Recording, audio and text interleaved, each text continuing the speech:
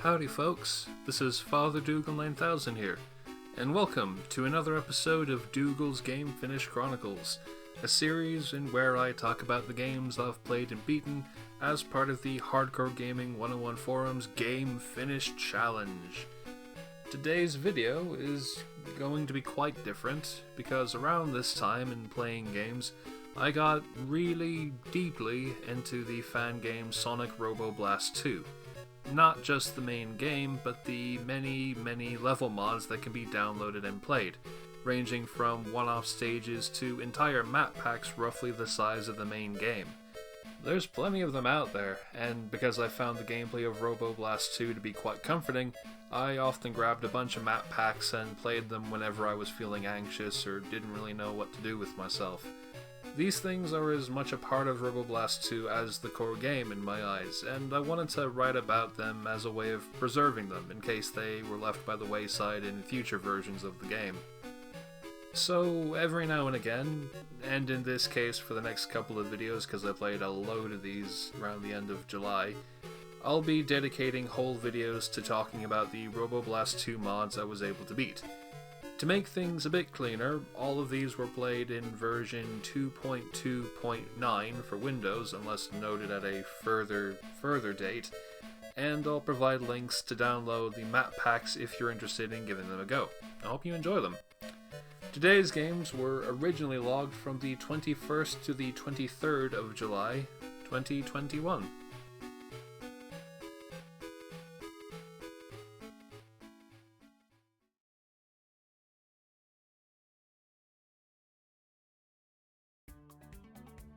Sonic Robo Blast 2 for the Windows.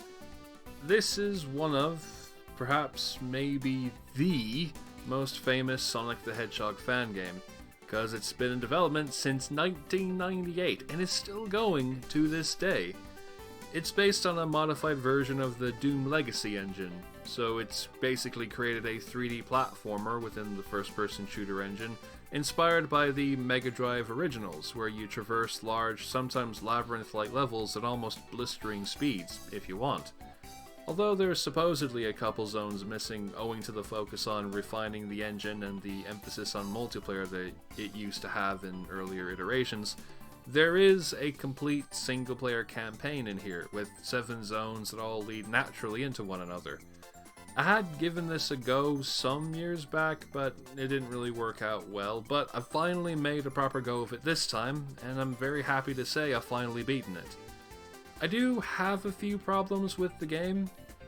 In terms of just controlling it, I think characters accelerate way too quickly for their own good, especially Sonic, and this becomes a bit of a pain for levels that require precise platforming over bottomless pits. Some might say that's what Sonic games are like anyway, but the Mega Drive games were more than happy to let you play slowly if you wanted to. And I wish there was a speed cap option available so that I could maybe play as characters besides Tails. His flying is a massive crutch for that sort of chicanery. Egg Rock is also pretty pants, and apparently the only stage that hasn't been radically overhauled in recent years apart from some obnoxious bits getting cut out. That and Black Core get way too hard that I'm not thinking, ooh, that's a satisfying challenge to myself. I'm more thinking, God above, I'm never doing that again. But it's a 3D Sonic game unlike any other, and I really do like it when it's good. Castle Eggman's new Act 1 is surprisingly atmospheric and well paced, while the various extra stages and characters give plenty of incentive to replay and explore, find emblems, all that good stuff. Also, it allows for easy installing of add-ons and mods, so you can use the same gameplay style with new characters, music, stages, or even entire mods with cool things going on. Which leads me on to the next game we'll be discussing very shortly.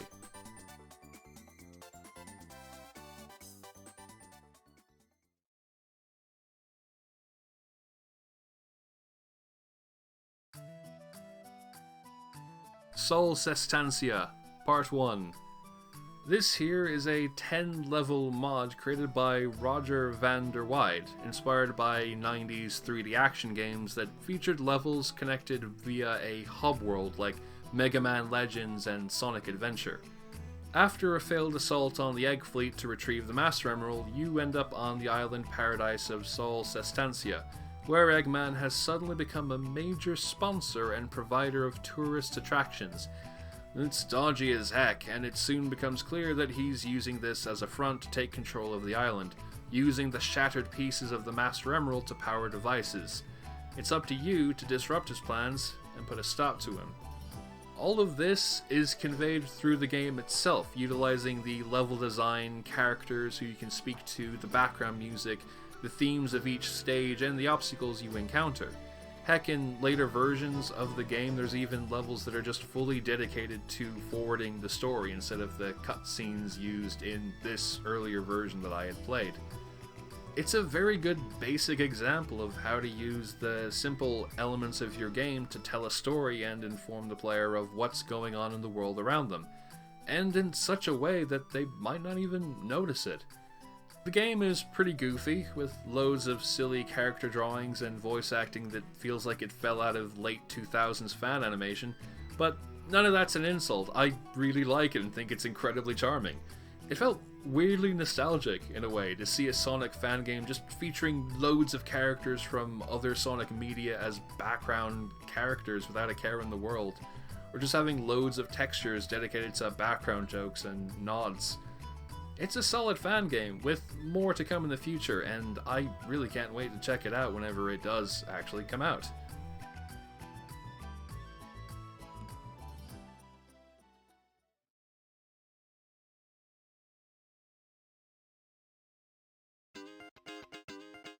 Sonic 2006 Extended Port. This here's a mod based on Sonic 06, originally made by STHE1230, and then ported over to the version 2.2 of the game by Mikhael. It takes the level themes from Sonic 06 and uses them to design entirely new stages, though some of them share a structure or certain locations with their inspirations. It's a fairly neat concept, and one that mostly works out okay. It's a shockingly full mod with 9 stages and 3 bosses, along with plenty of collectible emblems to keep you revisiting and exploring stages. However, and I admit this is a bit weird, I'm kinda iffy on the texturing. A lot of it's a bit over-detailed, which results in very grainy looking stages, and the textures for platforms aren't distinguished well enough from the surrounding walls and floors to be easily noticed. When you're going at high speeds, you really need to be able to see those platforms so you don't take a wrong turn or jump into a bottomless pit by accident.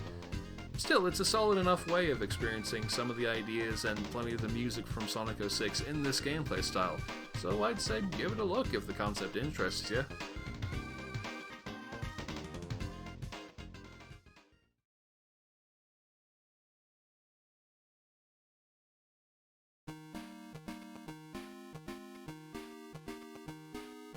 And with that, we've wrapped up our first look at 3 of many Sonic Robo Blast 2 map packs.